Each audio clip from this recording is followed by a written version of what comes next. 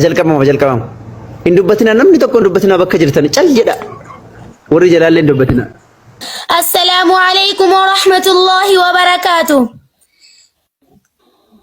Gocha keessan hamaadhaan xiiqii nutti hin kaasinaa, waan nu tobsaan dabarre nutti hin deddeebisinaa. Taa'uun hin jiru ka'aa, leenca ofitti kaaftanii osoo dhaloonni jiru masjidatti hin qoostanii. Ilaaluun tuttuqinaa baattanii sammuu xurii, amma yeroo dhiyootti fooqii agartaa turi. Dhimma qabdu yoo ta'e kallattiidhaan nu dhufa. Musliimni hunduu tokkoomee shirrii keessanis kufa. Dubbii barbaachaaf taanaan maaliif naannoftu bukkee? Qoosa akkasii sin beeknu sinirraa kaafna dhukkee. Waan nama hojjettan sanaaf ganaa aarsaa kaffaltu. Akhiraan osoo hin gahin azaab duniyaa dhandhamtu. Nu takka keessan dhufne indiignu beta kiristiyaanii mataa sinirraa buufne sin arraabsifna biyyoo keenya hojiin beekumsaanii. Hayyummaan nu dadhabnaan dhuftan karaa masjiidaa. Gootummaadha seetanii qabsiisuun itti abidda. Iddoof yeroo laalaati karaa keessan imalaa. Yoo adaban qabaanni dhaloota sin bulbula. Jiraattanii hoggansarra yoo qabaattanis aangoo. Sin jijjiiraman qabdan gowwoota mataa koongoo. Biyya muslimaa jirta gattaayi adabadhu. Dhuftee nutu kundura waa'ee kee of gaafadhu. Eenyummaa keenya beekna keessanis kunoo barre.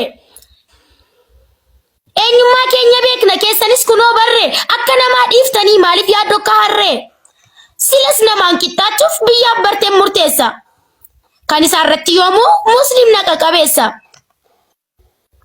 Masjida mukaa gubdee muslimattiin aarsuufi moo yeroo fooqiin ijaaramu ilaaltee of rarraasuufi. Ati akka yaada keetti gubdee balleessuuf turte. Garuu gamoo akka ijaaraniif muslimatti abdii horte. Barattootaaf jedhamee yoo ijaaran masjida muslimni qaqqaxalleen ijoolleen bultii addaa salaatuu isaaniitu si aarsee laata tarii dura eenyu akka taateef eessa akka jirtu bari. Ijoolleen ilmaan hayyuu warri jiraattan achi nutu dachee uwwisa addunyaa guutuun keenya seenaa arra hojjenneen ittiin dhaadataa teenya. Itti karoorfattanii gubdanis mana mukaa hammeenyatti yaaddanis fooqii ta'uusaa beekaa. Hayyoonni maal eeguree jalqabuuf fidde feerroo. Eenyuti ittiin dorgoma muslima qarreef qeerroo. Nuti muslimoonni waan baay'ee irra tarre. Nuti muslimoonni waan baay'ee irra tarre. Si sodaanne son ta'in maalummaa keessan barre. Osoo amma mitiin ga'in leenca qabuudhaaf gaaddu nu ummata qaroome nu balleessuudhaaf yaaddu. Yaadichi yoo akkas ta'e dogoggora laalchi kee. Waan humna keetii olii kaatee olii xachuun kee. Yoo kasaaraa ta'e malee tokko faayidaan qabu. Masjida arra gubdeef irree muslimaan cabu. Waan hunda nurraa laalaa baradhaa akkaaf bakka. Biyya muslimaa teessanii muslima tuquu yakka. Warra kalee keessummaa sahaabota simanne. Nuti ilmaan najjaashii yoom haqa namaa tuqne. Karaa nagaan hiriirree iyyannee tokkummaanii seera yoon kabachiisin dammaqee mootummaanii. Dhiibamu muslimootaa booda siniif hin toltu. Hubadhaa hojii keessanii. Hubadhaa hojii keessanii rabbii guddaadhaan loltu.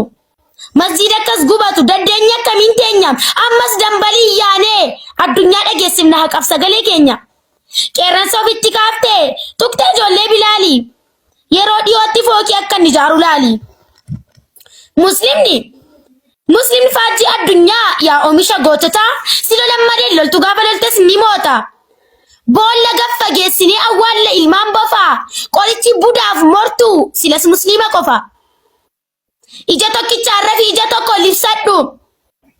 Dammaqi yaa muslimaa akka kee hundaa tikfadhu. Hanga yoom waa'een keenya alagaadhaan faalama. Hanga yoom sallamteen ajjeefamuuf yaalama. Kunuunsuudha malee gubuun kun cubbuudha. Madda kabajaati islaamummaan lubbuudha. Qaama kamuu haa ta'u kan gamaa fi gamanaa. Gocha raawwattan kanaaf akka aarsaa kafaltan gaaf tokko nan amana. Gurmooftee nutti duultus tasuma dhabdee qaanii abadan nu mo'attu roorroon rakkinaaf kaanii. Gaafa ittiin nu hidhuuf teessee micciirtu gaadii tarii waan sun fannoo kee akkasiif ta'u yaadi. Hojii kee gadheef hamaa tuffannee bira darbaa. akkasi yaaddanitti nu siniin taanu garba isin kan wallaalumni isaa tolee itti mul'atu isa garaaf bitamee waan qaanitti raawwatu kan buunoo beddelleetti agarta taatee deegaa situ sahar'a diigeef waardiyyaa ta'ee eega gabbaasnee sinitti himna biran qabnu sodaannee rarraasnee sin fadhisna iddoo jirtan barbaanne ganaa dhugaan siif galee dhiifama nu gaafatta gocha kee hamaa sanaaf aarsaa guddaa kafalta na dhageessaa kana booda biyyi kun kan muslimaati akka Umar mootii taane nuti ilmaan hayyootaati baay'inni keessanis xiqqoo qubaan kan lakkaawamtu garuu ilmaan muslimaa biliyoonaan baay'attu kana booda doktoroonni hundinuu kan mana murtiis teessanii ulaagaa guddaa jira guutuun dirqam keessanii Piroofeesara yookiin ta'uufis injiinara paayileetis yoo ta'e balaliisuuf xiyyaara ulaagaa guddaa jira itti tarkaanfatama inshaa Allah dhiyootti hojiirra ni oolfama ulaagichis kanadha dura musliima ta'u haafizul qur'aan taate biyya bulchuu danda'u warra ahla sunnaati adda dureewwan kana dhiirri muslimaa qophaa'i ta'uuf mootii zamanaa of qopheessuu yoo dhissa warroonni taatan dhiira yoo isin sodaattanis ni taana warri shamaraa barris ni jijjiirama muslima bulcha biyya diini kiyyoo seeneera gammada ilcha iyya akkas malee in taatu dubbiin keenya baranaa nan dogoggoree laata akkas miti jarana warri hiriira baatan aga keessan falmachuu galatoomaa jenneerra sini haa kennu gammachuu warri iddootti deebisuuf waan qabdan kennitanii kan masjidi gubateef dirrabbiif quuqamtanii kan rabbi siif laaffise wanta feeten gargaari Allah si haa kaa'u ollaa nama gaggaarii nagaan bulaa qomoo koo galatoomaa jiraadha milkaa addoo hundattu alka